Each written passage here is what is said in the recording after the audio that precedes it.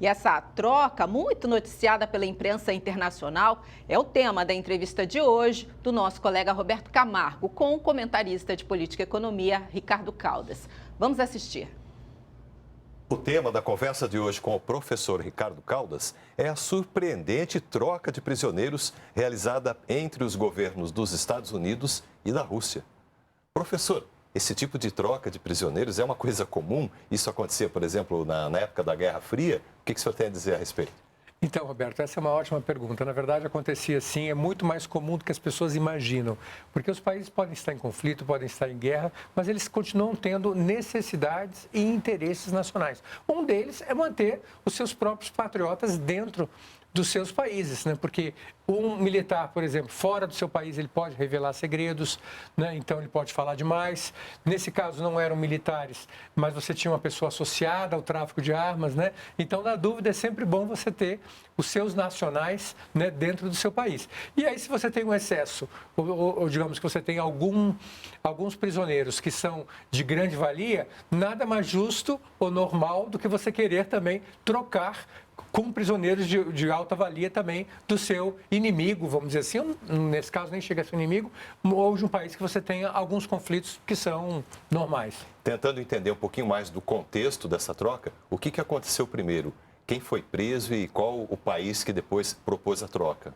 Então, veja bem, em termos de antiguidade, certamente o preso russo é mais antigo. Ele já está preso há mais de 10 anos, quase 12 anos nos Estados Unidos, né? Que é o Victor Bout, né? No caso da jogadora de basquete norte-americana, né? Que é a Brittney Griner, ela foi presa já nesse ano, né? Então já tem alguns meses, né? Quase um ano, não chegou a um ano. E não podemos esquecer que ela é um grande ídolo do basquete norte-americano.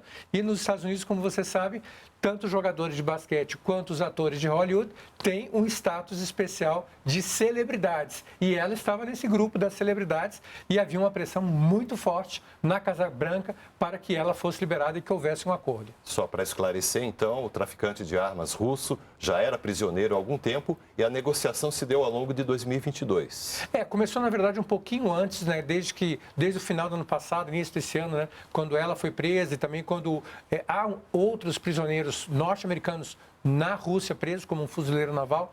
Então, havia essa pressão e essa expectativa de que ele seria trocado, né, justamente pelo traficante de armas russo, mas isso não aconteceu. Quem realmente foi o catalisador da troca foi a Brittney Griner, né, já que havia essa expectativa da torcida, vamos dizer assim, norte-americana, para que ela fosse liberada. E como que a opinião pública norte-americana reagiu a essa troca, professor? Então, do lado dela foi extremamente favorável, eles a queriam de volta. A questão é por quem foi trocado. Então, a expectativa é que ela seria trocada por um prisioneiro americano, seria incluído também nas trocas, né? Há um fuzileiro naval americano, como eu mencionei lá, e aí então ele não foi incluído. E aí então o que as pessoas estão dizendo é que trocaram uma jogadora de basquete por um traficante de armas e, por exemplo, o ex-presidente Trump está usando isso como arma de troca, né? Como acusação contra o atual presidente Biden de ter trocado uma jogadora de basquete por um traficante de armas que causou a perda de milhares de vidas no mundo todo. Ou seja, continua repercutindo ainda. Com certeza. Professor, obrigado. Até a próxima. Até a próxima.